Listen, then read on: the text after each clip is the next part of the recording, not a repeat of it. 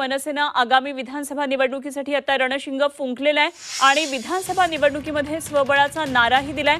आणि आता सोलापूर दौऱ्यावर असताना राज ठाकरे यांनी विधानसभेसाठी 2 उमेदवारांची घोषणा केलेली आहे। शिवडीमधून बाळा नांदगावकर आणि पंढरपूर विधानसभा मतदारसंघातून दिलीप धोत्रे यांना उमेदवारी घोषित करण्यात आली आहे। पहिल्याच यादीमध्ये 3 जणांना उमेदवारी जी आहे ती जाहीर झाली, दोघांना। तर काय सांगाल?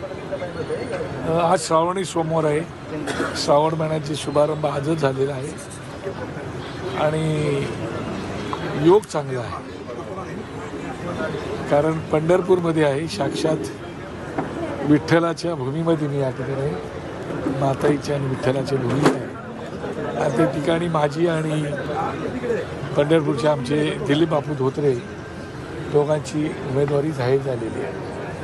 मी पक्षप्रमुखांचा मनापासून आभार मानतो, पक्षाचा मनापासून आभार मानतो की त्यांनी आमच्यावरती विश्वास दाखवला आणि आज आमची उमेदवारी या ठिकाणी जाहीर केलेली आहे। मला नक्की खात्री आहे शिवडी मतदारसंघातील लोक आणि पंढरपूर मतदारसंघातील लोक निश्चितपणे आम्ही त्यांचं प्रामाणिकपणे काम करत आलेलो आहोत, प्रामाणिकपणे काम करतो। त्यांच्यावरती आमचं प्रचंड प्रेम आहे।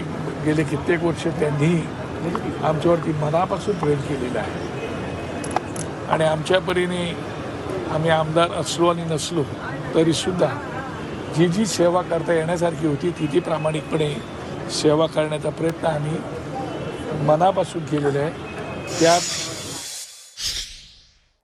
तर बाळा नांदगावकर यांची ही प्रतिक्रिया होती। शिवडीमधून त्यांची उमेदवारी घोषित केली आहे मनसेतर्फे, त्यामुळे आता 2 जागा या फिक्स झालेल्या आहेत आणि मनसेनं 2 जागांसाठी आपले उमेदवार घोषित केले।